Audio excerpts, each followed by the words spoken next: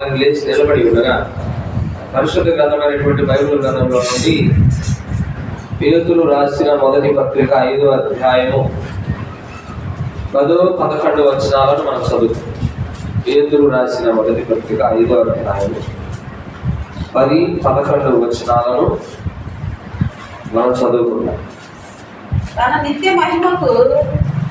నిత్య మహిమకు క్రీస్తునందు మిమ్మును పిలిచిన సర్వ కృపానిధియగు దేవుడు కొంచెము కాలము మీరు శ్రమపడిన పిమ్మట తానే మిమ్మును పూర్ణులనుగా చేసి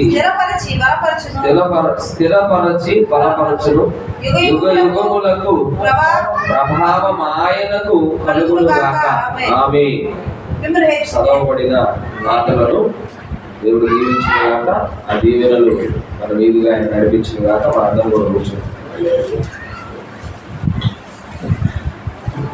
హల్లెలూయా. సంతోషంగా ఉన్నారా? మంచిది. మరలా దేవుడు తన సన్నిధిలో మనము సమయాన్ని గడిపేటువంటి అవకాశాన్ని ఆయన మనకి ఇచ్చాడని నేనైతే నమ్ముతున్నాను. మీరు నమ్ముతున్నారా? నూతన సంవత్సరం ఎలా ఉంది మీకు? 2025 నుంచి 2026లో మ్యాజిక్ లేదు. డేట్లు మారుతున్నాయి, సంఖ్యలు మారుతున్నాయి, కానీ ఏముండదు దాంట్లో. ఈ పని చేసేవాడు ఆ పని చేస్తూనే ఉంటాడు, ఇది జరిగేదని జరుగుతూనే ఉంటుంది. హల్లెలూయా. డేట్లు మారుతున్నాయి తప్ప ఏ తేడా ఏ ఉండదు. 31 గంతులు వేసిన వాళ్ళందరూ కూడా మళ్ళీ ఎలా పొద్దున పనికి పోవాల్సింది. హల్లెలూయా. అయితే ఒకటి నేను ఈ చదువుకున్న లేఖన ఆధారంగా నేను ఒకటి చెప్పగలను మీకు. ఇక్కడ పేతురు చెబుతున్నాడు. ఆయన ఏమని చెబుతున్నాడు? ఆయన మనలను పూర్ణులుగా చేసి స్థిరపరిచి బలపరుస్తాడంట. హల్లెలూయా.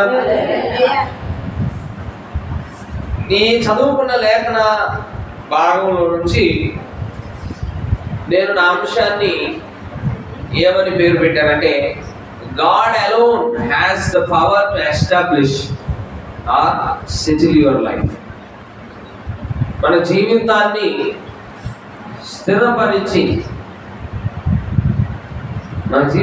స్థిరపరిచేటువంటి శక్తి, సామర్థ్యం దేవునికి మాత్రమే ఉన్నది. బైబిల్ గ్రంథంలో ఒక మాట ఉంటుంది, ఒక మనిషి ఎంత కష్టపడినా కూడా అది వ్యర్థమేనండి. దేవుని చిత్తం లేకుండా ఒక మనిషి ఎంత కష్టపడినా కూడా ఆ పడిన ప్రయాసంతో ఏమవుతుంది? అది వ్యర్థమే. ఆయన ఏ సంభాషణ గురించి ఏ సందర్భంలో మాట్లాడతాడంటే, యెహోవా ఇల్లు కట్టించని ఎడల కట్టువాని ప్రయాసంతయు వ్యర్థమే అని రాయబడి ఉంది. హల్లెలూయా. హల్లెలూయా. హల్లెలూయా. ఛార్జింగ్ ఉంది. హల్లెలూయా. హల్లెలూయా. యెహోవా ఇల్లు కట్టించని ఎడల కట్టువాని ప్రయాసంతయు వ్యర్థమే. అంటే మనల్ని స్థిరపరిచి మనల్ని లేవనెత్తేటువంటి శక్తి అంతా కూడా ఎక్కడుంది? దేవుళ్ళలో ఉంది. మనం బుధవారాలు కూడా రావట్లే జనాలు, కానీ బుధవారాలు కూడా ఎంత మంచి మాటలు దేవుడు మాట్లాడుతున్నాడో మీరందరూ గ్రహించట్లేదు. కానీ బుధవారాలు కూడా రావాలని నేను కోరుతున్నాను. అకేషనల్ గా రావద్దండి. తీరుకున్నప్పుడు, మనకు కుదిరినప్పుడు, దీనివల్ల ప్రయోజనం ఏమీ లేదు. హల్లెలూయా. ఆయన యందు నిలిచి ఉండుట అనే వర్తమానాన్ని పోయిన బుధవారం మనం మాట్లాడుకున్నాం. ఆయన ఏదో నిలిచి ఉంటేనే మనం ఫలిస్తాము అని చెప్తున్నాడు ఆయన. నాకు వేరుగా ఉండి మీరేమీ చేయలేరు అంటున్నాడు. నాకు వేరుగా ఉండి మీరేమీ చేయలేరు. ఆయన ఏదో నిలిచి ఉంటేనే మనము ఫలిస్తాము, అత్యధికముగా మీరు ఫలిస్తారని కూడా ఆయన చెబుతున్నాడు. కనుక ఎవరైనా సరే జీవితాలలో మేము స్థిరపడాలి అని అనుకున్న ఎవరైనా సరే ఒక విషయాన్ని మనం అర్థం చేసుకోవాలి. ఏంటి ఆ ఒక విషయము అంటే, మన జీవితాన్ని ఒక స్థిరత్వంలోనికి తీసుకొచ్చేటువంటి శక్తి, ఒక స్థిరపరిచేటువంటి ఒక శక్తి, ఒక ఆశ లేకుండా, ఒక నిరాశతోటి, నిస్పృహతోటి అటు ఇటు తిరిగి పెరుగులాడేటువంటి వారందరూ కూడా తెలుసుకోవాల్సిన విషయం ఏంటంటే, మనం అటు ఇటు తిరగాల్సిన పని లేదు, కంగారు పడాల్సిన పని లేదు. మన జీవితాలను స్థిరపరిచేటువంటి ఒక ఆయన మనకున్నాడు పరమందున అని మనం గ్రహించాలి. ఎందుకు ఇవి చెబుతున్నాను అంటే, ఇవాళ ప్రతి మనిషి కూడా ఒక ఆశ లేదు. వాళ్ళ ఆశ లేదు అంటే జీవితంలో నేనేమవ్వాలి, నా జీవితం పెట్టి ఇలా సాదాగా నడుస్తుంది, సాదాగా వెళ్ళిపోతుంది ఏంటి అంటే, some times we feel hopeless. ఇక రేపేంటి అని ఆలోచించుకునేటువంటి ఆ విధానం అనేది మనకు ఉండదు. ఏంటి అంత బ్లాంక్గా వెళ్తుంది, ఒక ఆనందం లేదు, ఒక సంతోషం లేదు. నేనే ఏంటి ఇలా అయిపోతున్నాను, నా జీవితం ఏంటి ఇలాగ అయిపోతుంది, నాతో ఎవరు మాట్లాడరేంటి, నేను ఎవరికి నచ్చనేంటి, అసలు నేను సెటిల్ అవుతున్నా లేనా, వింటున్నారా? ఇలాంటి పరిస్థితులు కొన్నిసార్లు మనకు కలుగుతాయి. ఆ పరిస్థితి ఎలా ఉంటుందంటే, అది ఎండిపోయిన పరిస్థితి లాగా ఉంటుంది. ఆ పరిస్థితుల్లో భక్తి జీవితంలో కూడా ఎలా ఉంటుందంటే, సంఘానికి వచ్చినా కూడా, వాక్యం విన్నా కూడా ఏదో ఒక కొరత ఉంటా ఉంటుంది. ఎందుకంటే వెనకున్న ఈ ముళ్ళు ఏం చేస్తా అంటే అది పుడుస్తూ ఉండదు. వింటున్నారా? ఎంత భక్తి చేస్తున్నా కూడా వెనకాల ఉన్న ముళ్ళు ఏం చేస్తుందంటే మనల్ని ఏదో ఒక సమయం పొడుస్తూ ఉంటుంది. కొన్నిసార్లు మన పక్కన వచ్చిన వాళ్ళు సంతోషంగా ఉన్నప్పుడు, వాళ్ళు ఆనందంగా ఉన్నప్పుడు మనకు అనిపిస్తుంది, నాకు లేదే ఈ సంతోషం, నేను అంత స్థిరపడలేకపోతున్నానే, నిన్న కాక మొన్న నాకంటే చిన్నోడు స్థిరపడిపోయాడే అని ఈ రకమైనటువంటి పరిస్థితులు ప్రతి మనిషి జీవితంలోకి వస్తాయి. అయితే ఈ పరిస్థితి ఎలాంటిదంటే, అది ఎండిపోయిన పరిస్థితులు, డ్రై టైమ్స్, అవి ఎండిన సమయాలు అవి. వింటున్నారా? ఒక ఎండిపోయిన చెట్టును చూస్తే అది ఏమాత్రం అందంగా కనిపించదు. కనిపిస్తుందా? ఎండిన చెట్టు దగ్గరికి వెళ్తే ఆకులన్నీ రాలిపోయి జీవం లేకుండా, వింటున్నారా? ఆ ఎండిపోయిన చెట్టు, పచ్చడి చెట్టును చూస్తే ఏమనుకుంటుంది? ఖచ్చితంగా అది భూమిలో నాటబడింది, నేను భూమిలో నాటబడింది, నా పరిస్థితి ఎలా ఉంది, దాని పరిస్థితి ఏంటి బాగుంది, అది సౌందర్యంగా ఉంది, నేను లేనేందని ఒక నిరాశకు గురవుతుంది. అది మనుషులకు కూడా జరిగింది. అందరూ బాగున్నారు, మరి నేనేంటి ఇలా ఉన్నాను. అది హోప్లెస్, ఒక ఆశ లేనటువంటి పరిస్థితి. ఇలాంటి పరిస్థితులు కొన్నిసార్లు వస్తాయి. అలాగనే రేపేం జరుగుతుంది అనేటువంటి విధానాన్ని మనం ప్రిడిక్ట్ చేయలేము, అంచనా వేయలేనటువంటి పరిస్థితులు ఉంటాయి. అంటున్నారా? ఎలా ఇంట్లో వాళ్ళు అడుగుతారు, బయట వాళ్ళు అడుగుతారు, ఎరా ఏదైనా పని చేస్తున్నావా, ఏదో ఒకటి చేసుకోరా అని అంటారు. వయసు వచ్చిన తర్వాత అనే ప్రశ్నలు ఇవే. అవన్నీ వచ్చినప్పుడు చేతులు ఇలా ఇలా మెలిదిప్పి మనం పైకి ఏదో చూస్తా ఉన్నాం. ఎందుకంటే మనకే తెలియని పరిస్థితి, అలాంటి ఒక సందిగ్ధానికి గురవుతాం కొన్నిసార్లు మనం. అయితే ఈ పరిస్థితులలో మనం ఒకటి మైండ్లో పెట్టుకోవాలి. మిమ్మల్ని ప్రోత్సహించడానికి చెప్తున్నా నేను. హల్లెలూయా. ఏం పెట్టుకోవాలి మైండ్లో? God alone, God has the power to establish my life. నేను ఇప్పుడు ఎట్టున్నా సరే నా జీవితాన్ని ఒక స్థిరపరిచేటువంటి వాడు ఒక ఆయన ఉన్నాడు. హల్లెలూయా.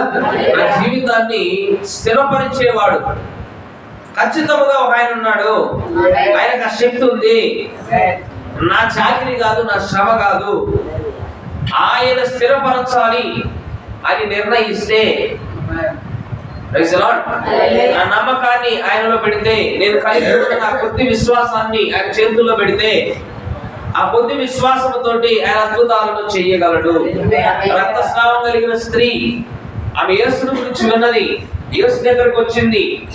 ఆమె అప్పటిదాకా, ఎందుకంటే ఆమె ముట్టుకోకూడదండి. ఒక బోధకుడును ఆ రక్తస్రావం రోగం ఉన్నటువంటి స్త్రీ ముట్టుకోకూడదు, ఆమెకు శిక్ష పడుతుంది. అది అందు నిమిత్తమే ఆమె చాలా దాపరికంగా వెళ్ళింది, గోప్యంగా ఉంచాలనుకుంది. అదవుతుందా? వాస్తవానికి రక్తస్రావం జరిగినప్పుడు ధర్మశాస్త్రం ప్రకారంగా 7 రోజులు బయట ఉండాలి. ఆమె ఎక్కిన మంచం కూడా ఎవరెక్కడానికి వీల్లేదు. ఇవన్నీ రాసిన బైబిల్ గ్రంథంలో. ఆమె ముట్టుకున్న పాలుపుని ఎవరు ముట్టుకోకూడదు, ముట్టుకున్నా కూడా ఈడు అపవిత్రుడే. మరి అలాంటిది రాస్తున్నప్పుడు ఈమె ఎలాగ ఆయనపై ముట్టుకోగలదు? ఆలోచన చేయండి. కానీ ఆమె యేసుని గురించి విన్న తర్వాత, అక్కడికి వెళ్ళిన తర్వాత ఆమె అనుకుంది, పరిస్థితులన్నీ మారిపోయి. అక్కడికి వెళ్ళిన తర్వాత ఆమె అనుకున్నది, నేను ఆయన వస్త్రపు చేతులు ముట్టినా చాలు, నేను బాగుపడతాను అనుకున్నది. ఆమె కలిగి ఉన్న కొద్ది విశ్వాసాన్ని గమనించండి. ఆమె కలిగి ఉన్న కొద్ది విశ్వాసాన్ని తీసుకెళ్ళి, ఆ కొద్ది విశ్వాసంతో మనం ఏం చేయలేం. కానీ ఆ కొద్ది విశ్వాసాన్ని కనుక నువ్వు దేవుడి చేతిలో పెట్టగలిగితే, you will make wonders. దేవుడు అద్భుతాలను చెయ్యగలడు. ఇవాళ మనం చేయాల్సింది కూడా అదే. వాట్ ఐ కెన్ డూ అని నువ్వు చేయొద్దు, వాట్ హీ కెన్ డూ అనే నువ్వు చెయ్యి. వాట్ ఐ కెన్ డూ అనేది కాదు, నువ్వేం చెయ్యగలవు అనేది కాదు. నీ వెనకుండా ఆయన ఏం చేయగలవు, ఎందుకంటే స్థిరపరచువాడు ఆయన. గమనిస్తున్నారా? దావీదు గొలియాతు సందర్భంలో తన అన్నల దగ్గరకు వెళ్ళినప్పుడు గొలియాతు మాట్లాడుతున్న మాటలన్నీ కూడా అక్కడ ఉన్న జనాలందరూ కూడా చోద్యం చూస్తూ వింటూ ఉన్నారు. ఆ మాటలు గొలియాతు విన్నప్పుడు గొలియాతు ఏమన్నాడు, దావీదు విన్నప్పుడు ఏమన్నాడంటే, దావీదు నేను వెళ్ళి వాడిని చంపుతాను అన్నాడు. అయితే నువ్వు చేయలేవు అన్నాడు అందరూ. అన్నప్పుడు దావీదు ఒకే మాట అన్నాడు, దేవుడు తోడున్నాడు మనకి. నేను ఒక వీడియో చూసాను, ఎంత అద్భుతంగా ఉందో, చిన్నపిల్లల వీడియో అది. అందులో దావీదు చెబుతున్నాడు, బాలుడైన దావీదు, దేవుడు మనకు తోడున్నాడు కాబట్టి అవసరమైతే ఆ గొలియాతుని నా చేత కూడా చంపిస్తాడు అని చెబుతుంటే అందరూ ఆశ్చర్యపోయారట. చుట్టుపక్కల ఉన్న వాళ్ళందరూ అంటున్నారు, ఏంటి నీ చేత ఓడిస్తాడా, మీ చేత కూడా ఓడిస్తాడంటే భయపడి పారిపోయాడు. దావీదు భయపడలేదు, ఎందుకంటే దావీదు ఎరిగి ఉన్నాడు, వెనకున్న వాడి శక్తి అది సామాన్యమైన శక్తి కాదు.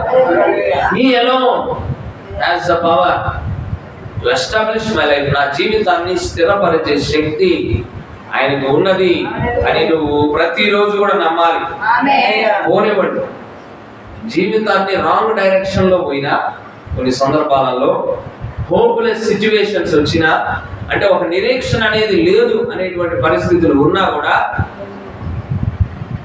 కంగారు పడాల్సిన పని లేదు.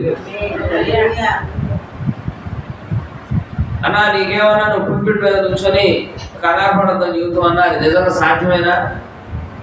బాబు నేను కూడా అలాంటి పరిస్థితులు వచ్చినప్పుడు, నేను కూడా కంగారు పడ్డప్పుడు అక్కడ ఉన్న పాస్టర్ గారు చెప్పాడు, దేవుడు నీకు ఎంతవరకు సహాయం చేశాడు, అది ముగిస్తాడు చూడండి. అప్పుడు మళ్ళా నేను నమ్మకాన్ని కట్టుకునే ప్రార్థన చేసినప్పుడు జరిగింది. ఇది మనుషులుగా మనలో 2 స్వభావాలని గుర్తుపెట్టుకోండి. ఈ శరీర సంబంధమైన స్వభావం ఉంటుంది, అలాగే ఆత్మ సంబంధమైన స్వభావం ఉంటుంది. శరీర సంబంధమైన ఈ యొక్క స్వభావం ఏం చేస్తుందంటే ఆధారాలు, రుజువుల మీద ఆధారపడుతుంది. ఇది పాసిబులేనా, ఇది సాధ్యమేనా అని ఆలోచిస్తుంది. కానీ నీ అంతరంగ పురుషుడు, నీ లోపల ఒక స్వభావం, ఆత్మ సంబంధమైన స్వభావం ఉంది. ఈ స్వభావం ఏం చేస్తుంది? నీకు విశ్వాసం ఉంది, విశ్వాసం మూలన సమస్తం సాధ్యమే కదా అని అనిపిస్తుంది. హల్లెలూయా. యేసు ప్రభు మనిషిగా నిద్రపోయాడు, దేవుడిగా సముద్రాన్ని గర్జించాడు. అలాగనే మనలో కూడా 2 స్వభావాలు. హల్లెలూయా. ప్రవక్త అన్నాడు, మనలో 2 కుక్కలు పోరాటం చేస్తున్నాయని. ప్రతిరోజు కూడా నీ మానవ స్వభావాన్ని నెలకి గుంజుతూ ఉంటుంది. ఇది మీ అందరికి తెలిసిన విషయమే. ప్రతిరోజు కూడా లోకస్తుల్ని అనుకరించాలని నీ దేహం చెబుతుంది. కానీ నీ లోపల ఉన్న ఆత్మ సంబంధమైనటువంటి వాడు ఏం చేస్తాడు? నిన్ను అనుదినం కూడా నేను హెచ్చరిస్తూనే ఉంటాడు. ఇది రాంగ్, ఇది రాంగ్, ఇది రాంగ్ అని. అవునా? ఎంతమందికి తెలిసి ఇది ఐడియా ఉంది? లోక సంబంధమైన వాడేమో ఇటు ఈడుస్తూ ఉంటాడు. కానీ నీ లోపల ఆత్మ సంబంధమైన వాడేమో వాక్యానుసారంగా నిలబడని చెబుతాడు. ఇది కరెక్ట్ కాదు నీకు అని చెప్తాడు. వింటున్నారా? అలాగనే మనలో కూడా కొన్ని సందర్భాలలో బలహీనతలు వచ్చినప్పుడు మనం పొంగిపోతాం. యోహాను అంతటి వాడికి తప్పలేదు, నువ్వు నేనెంత. యోహాను జీవితంలో జరిగింది ఏదో ఒకటి చెప్పనా?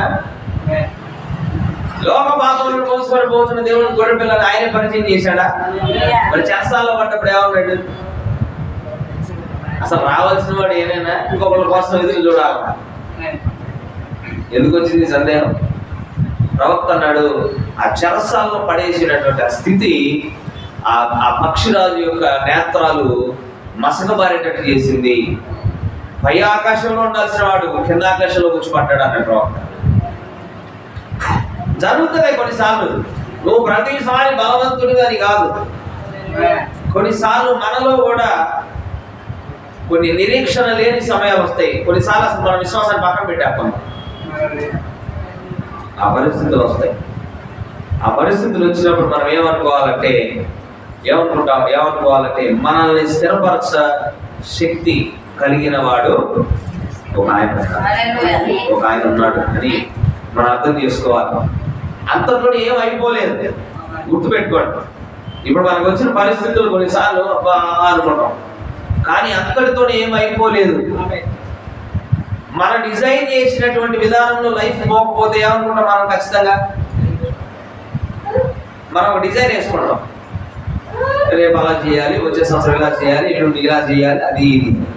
కానీ ఈలోపు జరగాల్సిన మార్పులు అనేది జరుగుతుంది. కంగారు పడకూడదు, కంగారు పడాల్సిన పని. అర్థమైనా? చచ్చిపోతే ఆడుంటాం. ఈ ఆడుంటే దేవుడు ఏదో రాణించగలపరుస్తాడు, అది మాత్రం కన్ఫామ్. ఎందుకంటే నువ్వు ఆయనలో ఉన్నావు కాబట్టి నిత్య జీవం చచ్చిపోతాయి. ఇది బాగా గుర్తుపెట్టుకోండి. నువ్వు ఆయనలో ఉన్నావు కాబట్టి చచ్చిపోతే నిత్య జీవం. బ్రతుకుంటే ఇందాక అంటున్నాడు, కొద్దిగా శ్రమ పడిన పిమ్మట ఆయన ఏం చేస్తాడంట? మనల్ని స్థిరపరుస్తాడంట, పూర్ణులుగా చేస్తాడంట, అలాగే మనల్ని బలపరుస్తాడంట. కాబట్టి కంగారు పడదామా ఇప్పుడు? లేదా మనల్ని స్థిరపరిచేటువంటి వాడి యందు విశ్వాసం ఉంచుదామా? ఏదైనా సమస్య వచ్చినప్పుడు కంగారు పడదామా? లేదా స్థిరపరిచే వాడికి తెలుసు ఇది అన్నీ అని మనం ధైర్యం కలిగి ఉందామా? మీరే చెప్పండి. హల్లెలూయా. We think our story is over. మన కథ అంతా అయిపోయింది అనుకుంటాం కొన్నిసార్లు. But God is not over, not finished. కానీ మన కథ అంతా అయిపోయిందని మనం అనుకుంటాం, కానీ దేవుడు ఇంకా ముగించబడలేదు. ఆయన తన కార్యాన్ని దేవుడు ఇంకా నీ జీవితంలో ముగించలేదు. షడ్రకు మేషకు అబేద్నెగోలు ఆ మండుచున్న గుండంలో పడవేయబడటానికి ముందు ఏమనుకుని ఉంటారు చెప్పండి? క్లోజ్, దేవుడి కోసం హతసాక్షులు అవుదాం. రాజుతో కూడా అదే చెప్పారు, రాజా మా దేవుడి అగ్నిగుండంలో నుంచి మమ్మల్ని కాపాడటానికి ఆయన సమర్థులు, ఒకవేళ ఆయన రక్షించకపోయినా పర్వాలా అన్నారు. చావడానికి సిద్ధపడ్డారు. చుట్టుపక్కల వాళ్ళు అందరూ అనుకున్నారు ది గేమ్ ఈజ్ ఓవర్, వాళ్ళ ఆట ముగించబడింది అనుకున్నారు. హల్లెలూయా. అందరూ అలర్ట్గా ఏమన్నారు చుట్టుపక్కల వాళ్ళందరూ? గడియ వచ్చి ఉన్నదని వర్తమానం చదవండి. అలా పని అయిపోయింది, ఇంకెవరు వాళ్ళని రక్షించలేదు. కానీ వాళ్ళు కూడా అనుకుని ఉండొచ్చు, నా లైఫ్ కూడా అయిపోయింది, ఇంకా దేవుడికి హతసాక్షులు వెళ్ళిపోతాం దేవుడి దగ్గర అనుకున్నారు. కానీ అందరూ అనుకున్నట్టు కాదు. దేవుడు ఇంకా వాళ్ళ జీవితాల్లో చేయాల్సింది ముగించలేదు. వాళ్ళ అగ్నిగుండంలో పడ్డ తర్వాత వాళ్ళలో 4వ వాడికి వచ్చి నిలబడ్డాడు. పరిస్థితులన్నీ తారుమారైపోయినా. లాజరు చచ్చిపోయాడు, 3 రోజులు అయిపోయింది, 4 రోజులు అయిపోయింది. అక్కలు అనుకున్నారు ఇక తమ్ముడు లేడు, పాస్టర్ గారు కూడా రాలేదు టైంకి, వచ్చింటే బ్రతికేవాడు అని అందరూ అనుకుంటున్నారు. ప్రవక్త అది చీకటి కమ్మిన పరిస్థితి అన్నాడు ఆయన. ఆ చీకటి కమ్మిన పరిస్థితిలో వచ్చాడు యేసు. ప్రవక్త అన్నాడు అప్పుడు యేసు పిలిచాను. ఎప్పుడు యేసు పిలిచాడని ప్రశ్న వేశాడు అక్కడ మళ్ళీ ప్రవక్త. ఎప్పుడు వచ్చి పిలిచాడు ఆయన? చీకటి కమ్మిన పరిస్థితులు ఉన్నప్పుడు. ఇక లేవు, అసలు సమాధిలో పెట్టారు మనిషిని. దేవునికి మనుషులకు అసాధ్యమైనది దేవునికి సాధ్యమే.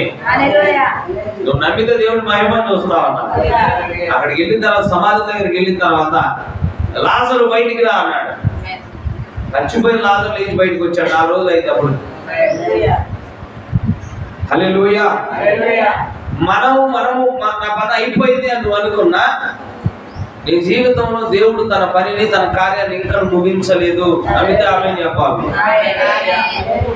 మళ్ళీ వినండి, మన జీవితాల్లో నా పని అయిపోయింది, ఇక నా వల్ల కాదు అనే పరిస్థితి నీ నోటితో నువ్వే చెప్పినా, దేవుడికి నీ జీవితంలో చేయవలసిన కార్యం ఇంకా ఆయన ముగించలేదు. హల్లెలూయా. అది మీరు అర్థం చేసుకోవాలి. హల్లెలూయా. దేవుడికి శక్తి ఉంది నన్ను స్థిరపరచడానికి అని నమ్మితే ఖచ్చితంగా నువ్వు మహిమను చూస్తావు. ఒకసారి ఇశ్రాయేలు ప్రజలు ఇక మన పని అయిపోయిందిలే, కష్టం,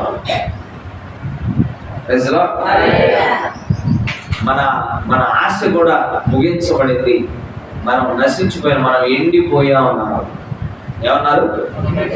మనం ఎండిపోయాం, మన ఆశ మొత్తం కూడా పోయింది, ఇంకా మనం నరికివేయబడ్డాం అన్నారు. ఎవరు? ఇశ్రాయేలు. ఏ సందర్భంలో అన్నారు తెలుసా మీకు? ఆ కాలంలో యెహెజ్కేలు ప్రవక్తగా పిలువబడ్డాడు. ఆ కాలంలో ఏం జరిగిందంటే, బబులోను రాజ్యం, ఈ బబులోనీయులు ఇశ్రాయేలు దేశం మీద యుద్ధానికి వచ్చి ఇశ్రాయేలీయులను ఓడించి ఇశ్రాయేలులో ఉన్న ప్రజలను చెరగా పట్టుకొని బబులోనికి తీసుకెళ్లారు. ఇంకా ఏంటో తెలుసా పెద్ద నష్టం? ఇశ్రాయేలుకి జరిగిన పెద్ద నష్టం, ఇశ్రాయేలు వాళ్ళ ఏమంటారంటే వాళ్ళ ప్రైడ్, వాళ్ళ ప్రెస్టేజ్గా తీసుకుంటారు. ఏంటది? ఆలయం. ఘనత, వాళ్ళ ఇశ్రాయేలు ప్రజలకి ఘనత ఏంటంటే ఆలయం. వాళ్ళు దాన్ని బట్టి అతిశయిస్తారు. వాళ్ళు ఆలయం ఉంటే దేవుడు ఉంటాడు దాంట్లో. మరి అలాంటి అతిశయాస్పదంగా ఉన్నటువంటి ఆలయాన్ని బబులోనీయులు ఏం చేశారు? కూల్చేశారు. యుద్ధం చేశారు. యుద్ధంలో ఓడిపోయారు ఇశ్రాయేలీయులు.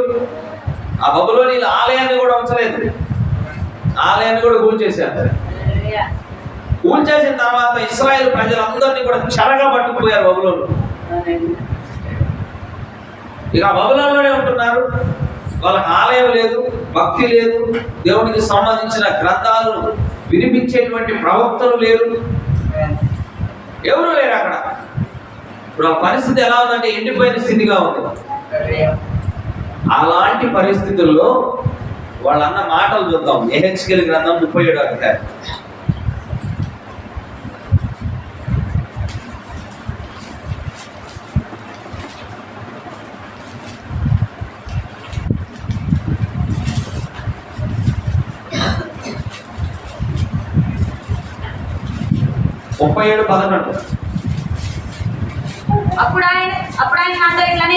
అప్పుడు ఆయన నాతో ఇట్లా నేను నరపుత్రుడా, నీ ఎముకలు ఇశ్రాయేలీయులందరినీ సూచించుచున్నవి.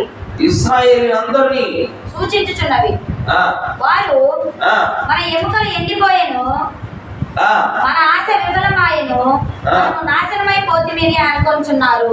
ఒక నిమిషం, ఏమనుకుంటున్నారంటే ఇశ్రాయేలీయులు? నాతోనే ఉన్నారా? కొద్దిగా ఆమెలు హల్లెలూయా ఇలా చెబుతూ ఉంటే కొద్దిగా నాకు కూడా చెప్పబుద్ధి అయితే, ముందు గదల బుద్ధి అయితే. డార్మెంట్ గా మనం అన్నట్టుగా చచ్చు పడిపోయినట్టుగా ఉంటే నాకేం చెప్పదు.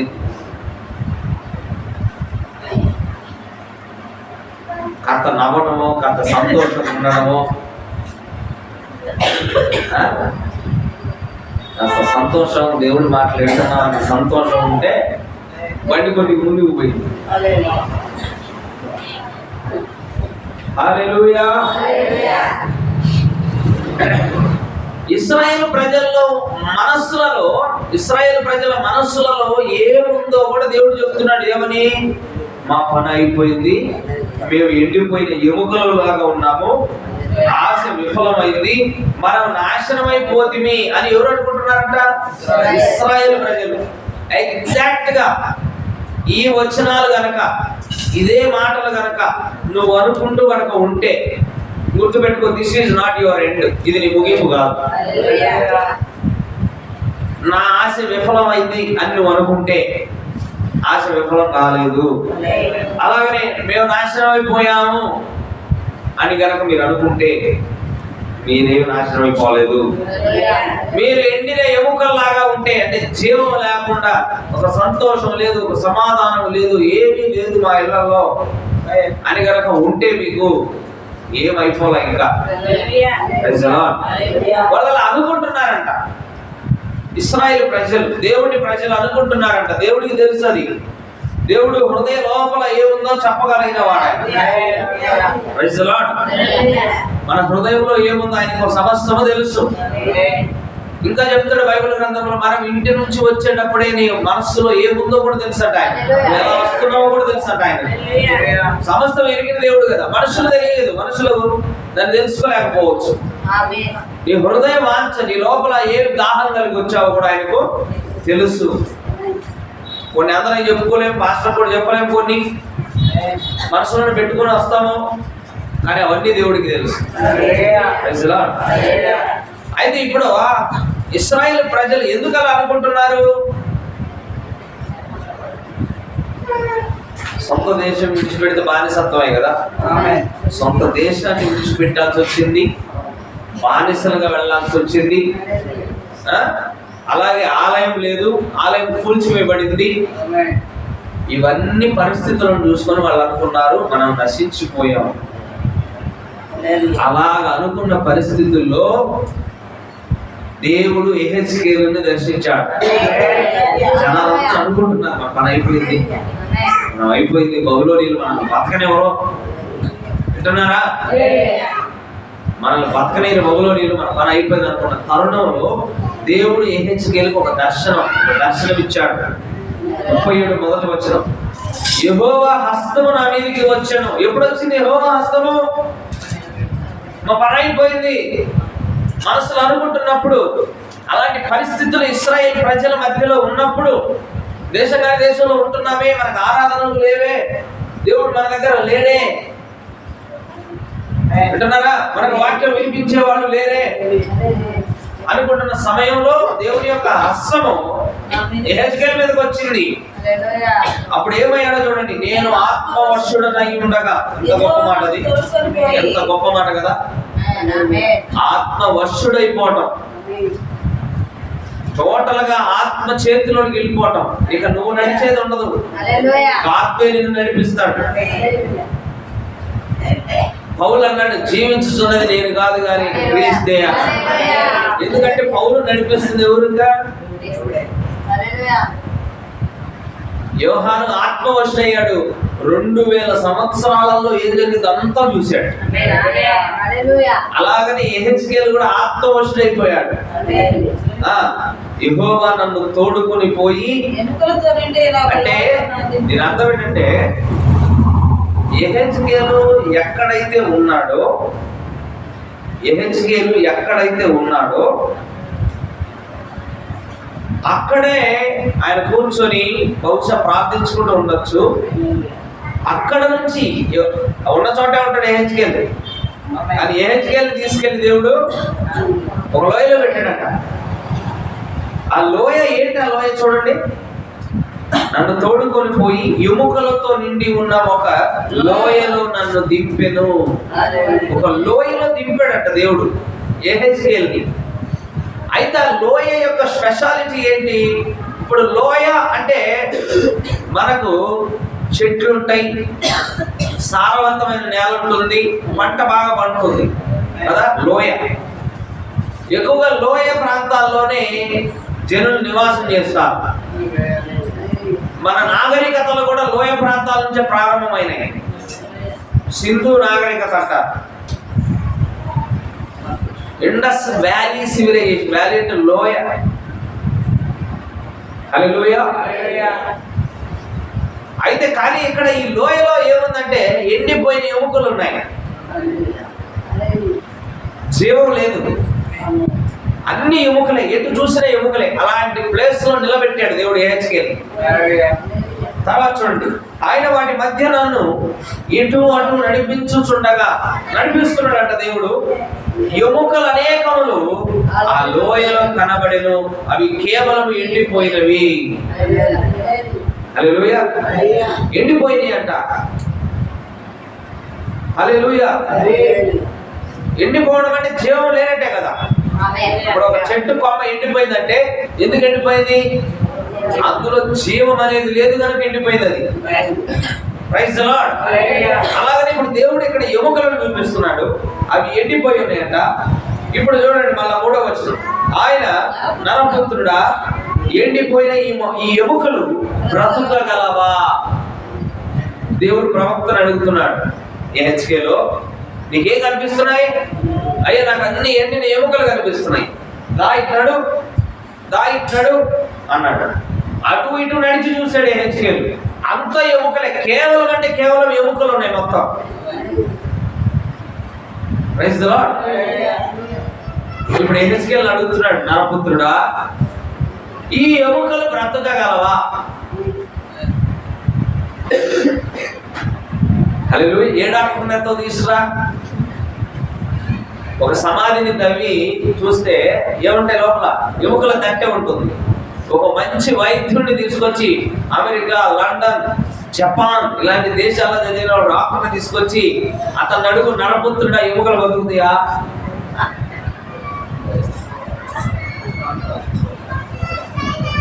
ఈ వైద్యం అంతటిని ఉపయోగించి ఒక మనిషిగా చేయాయా?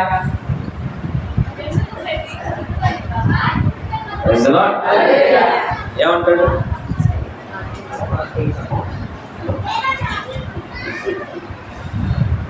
ఎక్కడ కూడా డాక్టర్ ఉంది కదా,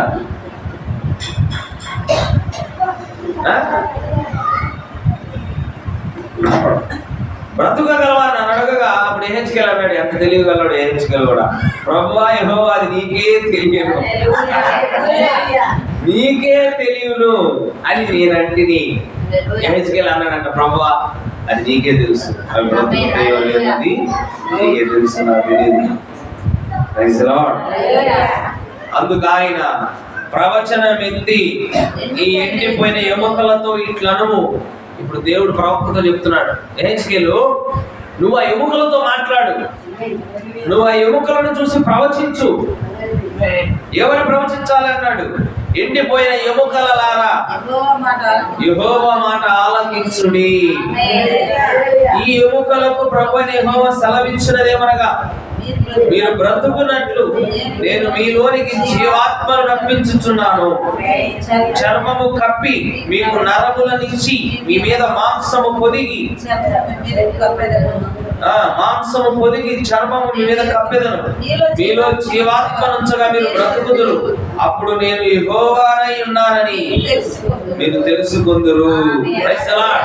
చెబుతున్నాడు ఇప్పుడు యెహెజ్కేలుతో స్వయంగా. యెహెజ్కేలు ఏం కనిపిస్తున్నాడు? ఎముకలు కనిపిస్తున్నాయి. అవి బ్రతుకుతాయా లేదా ప్రభు నీకే తెలుసు. అయితే నేను చెబుతున్నా నీకు, ఇప్పుడు ప్రవచించు వాటిని. హల్లెలూయా. నేను ఆ ఎముకలకు చర్మాన్ని, నరాలను మాంసముతో నింపి ఆ మాంసం మీద చర్మాన్ని కప్పబోతున్నాను. జీవవాయువును ఊదబోతున్నాను, జీవాత్మగా చేయబోతున్నాను.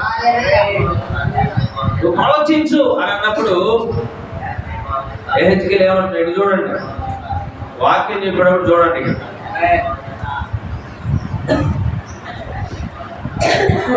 ఇప్పుడు యెహెజ్కేలు దేవుడు ఇచ్చిన మాట చొప్పున ఏం చేశారంటే ఆ ఎముకలకు జీవం కలుగునుగా కానీ ప్రవచించాడు, మాట పలికాడు. పలికితే అక్కడ ఏమైందో చూడండి. ఆయన నాకు ఇచ్చిన ఆజ్ఞ ప్రకారం నేను ప్రవచించుచుండగా గడగడమను ధ్వని ఒకటి పుట్టెను. ప్రవచించాడు, ఎముకలకు జీవం కలుగును గాక. జీవం లేదు, అసలు దేహాలు లేవు, ఎవడి ఎముకలు ఎవరియో కూడా తెలీదు. హల్లెలూయా. అవి ఎన్ని సంవత్సరాలుగా ఎండిపోయాయో కూడా తెలియదు. విడివిడిగా అన్ని ఎముకలే. ఇంకా చెప్పాలంటే ఒకటి మోకాలు ఎక్కడ ఉండొచ్చు, ఒకటి తొడెముక ఎక్కడ ఉండొచ్చు, ఇంకొక తొడెముక ఎక్కడో ఉండొచ్చు, వాటి పుర్రింగ్ ఎక్కడో ఉండొచ్చు. కానీ యెహెజ్కేలు ప్రవచించినప్పుడు గడగడ గడగడ ఒక శబ్దం పుట్టిందట. అక్కడ ఏమైంది? గడగడమని శబ్దం ఎందుకు పుడుతుంది? అక్కడ ఆ ఎముకలు ఎక్కడెక్కడో ఉన్నాయి, కుప్పల్లో ఉన్నాయన్నీ కూడా ఒక దగ్గరకు వస్తున్నాయి. అవి ఆ ఎముకలన్నీ కూడా ఎవరి భాగానికి చెందిన ఎముకలు, ఏ మనిషికి చెందిన ఎముకలు అయితే ఉన్నాయి అవన్నీ కూడా వస్తున్నాయి, వచ్చి కలుసుకుంటున్నాయి. కలుసుకుంటే శబ్దం వస్తుంది. అక్కడ గడగడ గడగడ శబ్దం పుడుతుంది అక్కడ. అప్పుడు ఎముకలు ఒకదానితో ఒకటి కలుసుకొనెను. ఆ ఎండిపోయిన ఎముకలన్నీ కూడా ఎక్కడెక్కడ నుంచో వచ్చి మళ్ళీ అవి ఒకటిగా కలుసుకోవడం ప్రారంభించాయంట. ఆ తర్వాత నేను చూచుచుండగా నరములను మాంసమును వాటి మీదికి వచ్చెను. ఎంత భయంకరం కదా!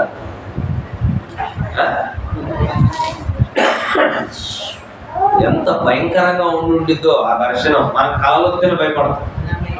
దర్శనం అంటే లైవ్ లో ఇక్కడ కూర్చుంటే నీ ముందు సినిమా కనపడుతుంది. ప్రార్థన చేయండి దర్శనం కోసం. ప్రభు ఒక్క దర్శనం అన్న మాకి ప్రభు.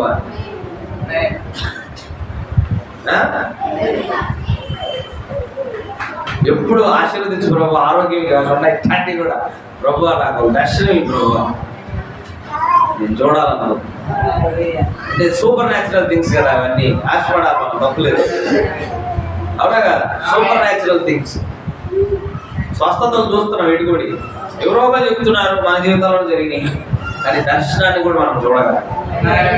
యెహెజ్కేలు నరాలు వచ్చాయి, ఎముకలన్నీ అంటుకున్నాయి. నరాలు వచ్చినాయి, తర్వాత నరాల మీద మాంసం వచ్చింది, తర్వాత వాటి మీదకు వచ్చాను, వాటి పైన చర్మము కప్పెను. అయితే వాటిలో జీవాత్మ ఎంత మాత్రము లేకపోయేను. బాడీ ఫామ్ అయింది, జీవాత్మ లేదు ఇప్పుడు. అప్పుడు ఆయన నరపుత్రుడా జీవాత్మ వచ్చినట్లు ప్రవచించి ఇట్లను ప్రభువుకు యెహోవా సెలవిచ్చినదేమనగా జీవాత్మ నలుదిక్కుల నుండి వచ్చి భక్తులైన వీరు బ్రతుకున్నట్లు వారి మీద ఊపిరి విడువుము. ఆయన నాకు ఆజ్ఞాపించినట్లే ప్రవచింపగా జీవాత్మ వారిలోనికి వచ్చెను. వారు సజీవులై లేచి లెక్కింప శక్యము కాని మహా సైన్యమై నిలిచిరి. బాడీ ఫామ్ అయిపోయింది, నరాలు వచ్చినాయి, మాంసం వచ్చింది, చర్మం కప్పబడింది. ఇప్పుడు బ్రతికి లేవు, జీవోత్సవాలాగా ఉన్నాయి. బాడీ అయితే ఉంది కానీ ఇప్పుడు వాళ్ళలో జీవాత్మ లేదు. దేవుడు అన్నాడు, నరపుత్రుడా వారిలోకి జీవాత్మ వచ్చినట్టుగా నువ్వు ప్రవచించు అన్నాడు. ఎప్పుడైతే మరలా యెహెజ్కేలు జీవాత్మ కలుగును గాక అన్నాడో వాళ్ళలోకి జీవాత్మ వచ్చి వాళ్ళందరూ కూడా ఒక సైన్యములాగా, ఒక మహా సైన్యములాగా అయ్యారంట. అసలు దేవుడు ఈ యొక్క దర్శనాన్ని యెహెజ్కేలుకి ఎందుకు చూపించాడు? అసలు ఎముకలు అయినటువంటి వాళ్ళు ఎవరు అంటే ఇశ్రాయేలు ప్రజల వాళ్ళు తమ గురించి తామే చెప్పుకుంటున్నారు, మేము ఎండిన ఎముకల వలె ఉన్నాం, ఆశ లేదు, ఇలాంటి పరిస్థితుల్లో ఉన్నా మమ్మల్ని స్థిరపరిచే వాళ్ళు లేరు, మా దేవుడికి దూరమైన, మాకు ఆలయం లేదు, ఇప్పుడు మమ్మల్ని ఆదుకునేవాడు లేడు ఇప్పుడు. ఎందుకంటే బబులోను వంటి మహా సైన్యము మీద యుద్ధం చేసి పోరాడి మరలా ఇశ్రాయేల్ దేశాన్ని స్థిరపరిచేవాడు ఎవడున్నాడు? మనందరికీ తెలిసిన విషయం, బబులోను శిరస్సును పోలి ఉంది, బంగారపు శిరస్సును పోలి ఉంది. ప్రపంచాన్ని పరిపాలించేటువంటి 4 రాజ్యాలు దేవుడు చూపించాడు దానియేలు గ్రంథంలో. ఒకటి బబులోను అయితే, 2 మాదీయులు, పారసీకులు, మరి 3 గ్రీకు దేశస్తులు, 4 రోమా ప్రభుత్వం. మరి బంగారు యుగంతో పోల్చబడింది. అలాంటి సైన్యాన్ని ఎవరు ఓడించగలడు? ఎవరు ఓడించలేరు. అలాంటి పరిస్థితుల్లో ఇశ్రాయేలీయులు మరి అనుకున్నారు, మమ్మల్ని కాపాడేవాడు లేడు, మేము నశించిపోయినాము, మాకు ఆశ లేదు, మేము ఎండిన ఎముకల వలె ఉన్నాం అని వాళ్ళు అనుకుంటుంటే దేవుడు ఒక దర్శనం చూపించాడు. ఆ దర్శనం చూపించి ఏమన్నాడు తెలుసా?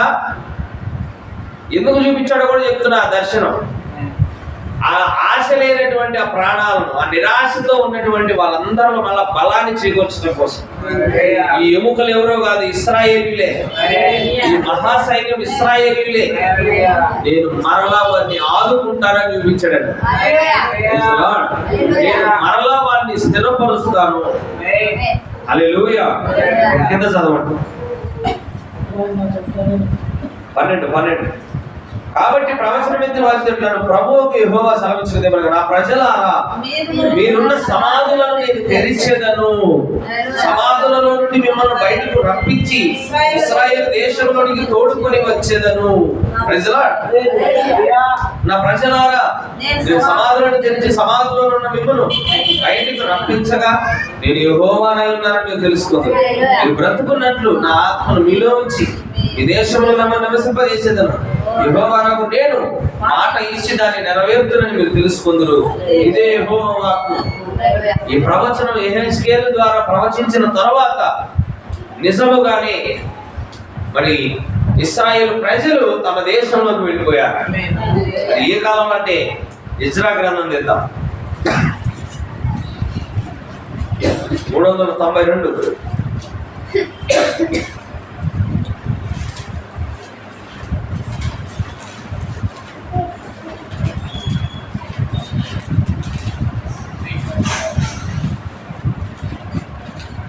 మొదటి అధ్యాయం 1వ వచనం.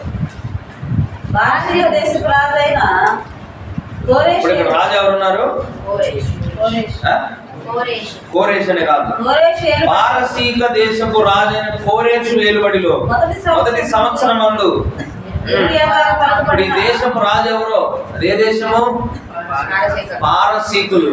మొట్టమొదటిది బబులోనీలు అని చెప్పాను. రెండవ రాజ్యం ఏంటి? మీడో పర్షియన్స్. సరే, మాదీయులు పారసీకులు వీళ్ళిద్దరు కలిసి రాజ్యాన్ని స్థాపించారు. ఇప్పుడు పరిపాలన చేసింది ఎవరు? పారసీక రాజు అయిన కోరేష్. ఇతను ఏలుబడి చేస్తా ఉన్నాడు. అతను మొదటి సంవత్సరం అందంట, అంటే గెలిచినప్పుడే రాజు అయ్యాడు. ఎవరి మీద గెలిచాడు? ఎవరి మీద? బబులోనీయుల మీద గెలిచాడు ఇతను. ఇశ్రాయేలు ప్రజలు బబులోను చెరలోనే కదా ఉంది. అయితే దేవుడు ప్రవచనం చెప్పాడు, నేను మరలా మిమ్మల్ని మీ దేశంలో నడిపిస్తాను. ఆ ప్రవచనం నెరవేరాలి కదా మరి, అవునా? ఇప్పుడు ఆ ప్రవచనం నెరవేర్చడం కోసం దేవుడు ఏం చేశాడు తెలుసా? కోరేష్ అనే రాజును లేపాడు. ఈ కోరేష్ ఏం చేశాడంటే బబులోను రాజ్యం మీద యుద్ధం చేసి బబులోనీయులను ఓడించాడు. ఓడించి రాజు అయిన తర్వాత చూడండి అక్కడ ఏం చేశాడు దేవుడు. మొదటి సంవత్సరం మంది ఇర్మియా ద్వారా పలకబడిన తన వాక్యమును నెరవేర్చుటకై యెహోవా పారసీక దేశపు రాజైన కోరేషు మనస్సును ప్రేరేపింపగా అతడు తన రాజ్యమందంతటా చాటింపు చేయించి రాత మూలముగా ఇటు ప్రకటన చేయించను. పారసీక దేశపు రాజైన కోరేషు ఆజ్ఞాపించదేమనగా, ఆకాశమందలి దేవుడైన యెహోవా లోకమందున్న సకల జనులను నా వశము చేసి యూదా దేశమందున్న యెరూషలేములో తనకు మందిరము కట్టించమని నాకు ఆజ్ఞ ఇచ్చి ఉన్నాడు. కావున మీలో ఎవరు ఆయన జనులై ఉన్నారో వారు యూదా దేశమందున్న యెరూషలేమునకు బయలుదేరి ఏమంటున్నాడు? రిటర్న్ అవ్వండి.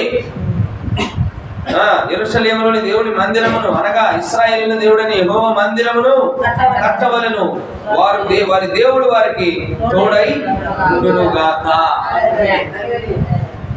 మరలా ఈ కోరేషు కాలంలో దేవుడు ఏం చేశాడంటే ఇశ్రాయేలు ప్రజలను తమ దేశంలో నడిపించడం మాత్రమే కాదు, వారికి ఒక ఆలయాన్ని కూడా కట్టించాడు. ఇదంతా బ్యాక్గ్రౌండ్ నడిపించింది ఎవరో తెలుసా?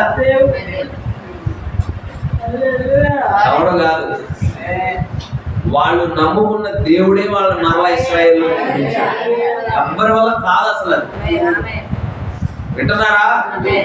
ఇవాళ కూడా మన పరిస్థితుల్లో నుంచి బయటికి నడిపించగలిగేది మనిషి కాదు, మనిషిని అనుకో. God has the power to establish our lives. మన జీవితాలను స్థిరపరచగలిగేటువంటి శక్తి సామర్థ్యాలు దేవుడు కలిగి ఉన్నాడు. ఆయన దేవుడుకునే ఆ శక్తి మనుషులు ఏం చేయలేరండి. మనుషుల వల్ల ఏమీ జరగదు అసలు.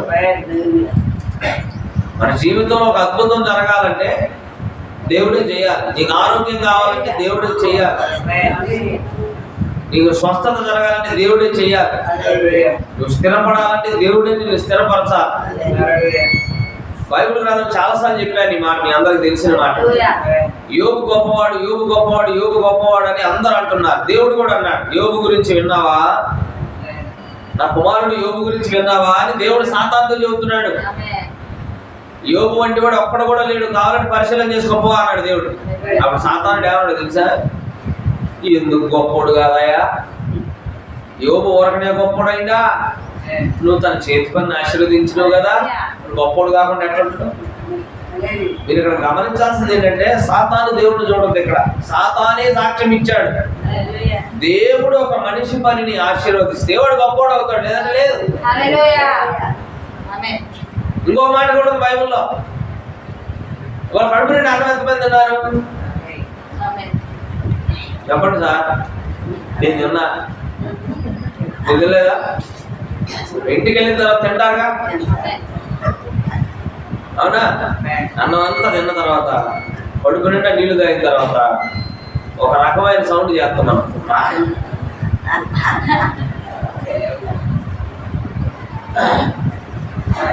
నీళ్లు బరీ తాగితే అంటాం, తృప్తి పడ్డామన్నట్టుగా కడుపు నిండుగా తిన్నాం మనం. బైబిల్ చెప్తుంది, ఒకడు కడుపారా తిని తృప్తి పొందాలంటే ఆయన చిత్తం లేకుండా. నువ్వు కడుపు నిండా తినవంటే దేవుని చిత్తం. నువ్వు కడుపు నిండా తినే టైంలో ఎంతమంది చెత్త కుప్పల దగ్గర ఏరుకునే పరిస్థితుల్లో లేరు. అర్థమైందా? అందుకే చెప్తున్నా, మన జీవితాల్లో ప్రతిదీ కూడా మేలుకరమైనటువంటి దినాలన్నీ కూడా ఎవరి వశంలో ఉన్నాయి? దేవుని వశంలో. ఓన్లీ ఎవరి ఫ్యూచర్, మన భవిష్యత్తును తన చేత పట్టుకొని ఉన్నాడు. నమ్మకంగా ఉన్నాడు. అందుకే ప్రైజ్ ది లార్డ్. ఆయన మనల్ని తలదించుకునే పరిస్థితుల్లో ఎప్పుడు కూడా నిలబెట్టడు అని మీరు నమ్మండి. నమ్ముతున్నారా? ఇశ్రాయేలు అనుకున్నారు, మేము ఎండిపోయాము. కానీ ఏమైంది చివరికి? తమ సొంత దేశాలకు వాళ్ళు వెళ్ళినప్పుడు మరి వాళ్ళు అనుకుని ఉంటారు కదా, మా దేవుడే మమ్మల్ని నడిపించాడు, మా దేవుడు యెహోవా అని వాళ్ళు ఘనంగా చెప్పుకొని ఉంటారు కదా. కనుక మనం నిరాశపడాల్సిన పని లేదు, మనం నా పని అయిపోయింది అని అనుకోవాల్సిన పని లేదు. దేవుడు ఇంకా మన భవిష్యత్తుని ఆయన పట్టుకొని ఉన్నాడని మనం అందరం నమ్ముదాం. దేవుడి పరిశుద్ధమైన మాటలను హృదయంలో ఉంచుకుందాం.